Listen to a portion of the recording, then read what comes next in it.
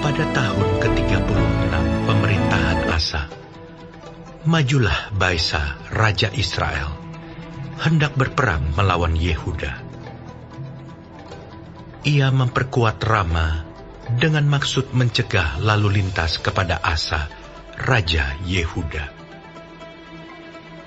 Lalu Asa mengeluarkan emas dan perak dari perbendaharaan rumah Tuhan dan dari perbendaharaan rumah raja, dan mengirimnya kepada Ben-Hadad, Raja Aram yang diam di Damsyik, dengan pesan, "Ada perjanjian antara aku dan engkau, antara ayahku dan ayahmu.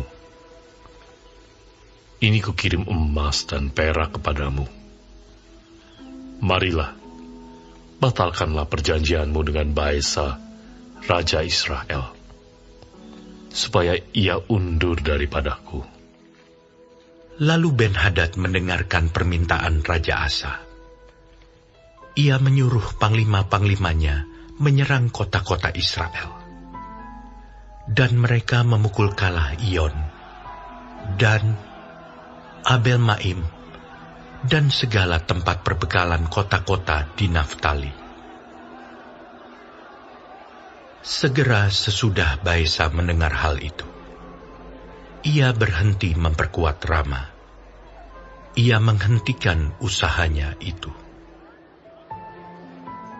Tetapi Raja Asa mengerahkan segenap orang Yehuda yang harus mengangkat batu dan kayu yang dipergunakan Baesa untuk memperkuat Rama itu.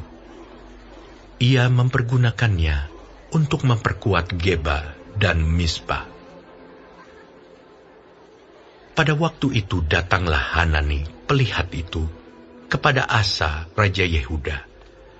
Katanya kepadanya, "Karena engkau bersandar kepada Raja Aram, dan tidak bersandar kepada Tuhan Allahmu, oleh karena itu, terluputlah tentara Raja Aram dari tanganmu.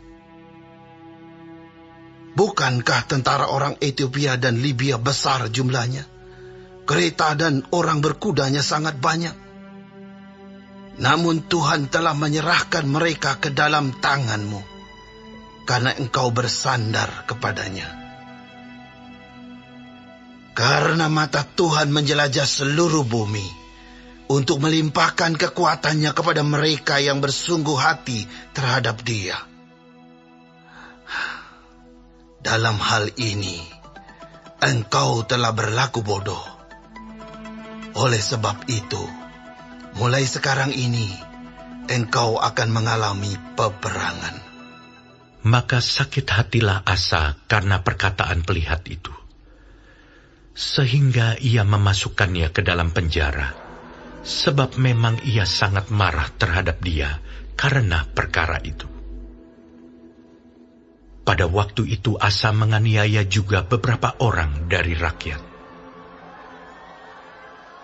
Sesungguhnya riwayat Asa dari awal sampai akhir tertulis dalam kitab Raja-Raja Yehuda dan Israel. Pada tahun ke-39 pemerintahannya, Asa menderita sakit pada kakinya, yang kemudian menjadi semakin parah. Namun dalam kesakitannya itu, ia tidak mencari pertolongan Tuhan, tetapi pertolongan tabib-tabib. Kemudian Asa mendapat perhentian bersama-sama nenek moyangnya. Ia mati pada tahun ke-41 pemerintahannya, dan dikuburkan di kuburan yang telah digali baginya di kota Daud. Mereka membaringkannya di atas petiduran yang penuh dengan rempah-rempah, dan segala macam rempah-rempah campuran yang dicampur menurut cara pencampur rempah-rempah. Lalu menyalakan api yang sangat besar untuk menghormatinya.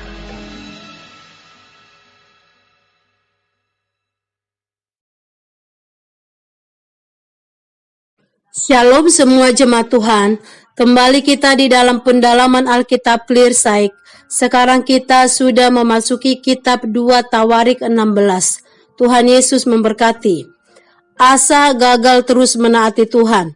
Asa gagal untuk terus bertekun mencari Allah. Di mana Asa meminta pertolongan Raja Aram ketika mau menghadapi Baesa. Asa mengandalkan manusia. Asa tidak mencari pertolongan atau petunjuk dari Allah. Asa menyogok Raja Aram, Ben-Hadad, supaya memihak kepadanya dan memberinya banyak hadiah, dan ini berhasil. Dan hal yang dilakukan Asa salah, sehingga Tuhan menyuruh untuk menyatakan hal itu kepada Asa melalui Hanani, pelihat itu. Tetapi apa yang terjadi? Asa bukannya bertobat, tetapi dia malah sakit hati dan memasukkan pelihat itu ke penjara. Asa menolak untuk bertobat, malah menganiaya Nabi Allah. Dan ketika Asa sakit, bukannya datang kepada Tuhan, tetapi kepada tabib. Asa gagal setia kepada Tuhan. Allah sangat menghargai mereka yang mengabdi kepadanya, sehingga dia menjelajah seluruh bumi untuk menandai semua yang mengasihinya dengan setia dan memihak kepada tujuan Tuhan. Tuhan Allah menginginkan iman yang sejati, yaitu yang terungkap dalam bentuk komitmen yang setia dan taat terus-menerus kepadanya dan firman-Nya, seperti halnya kasih setianya yang tak pernah berubah kepada kita. Amin. Tuhan Yesus memberkati.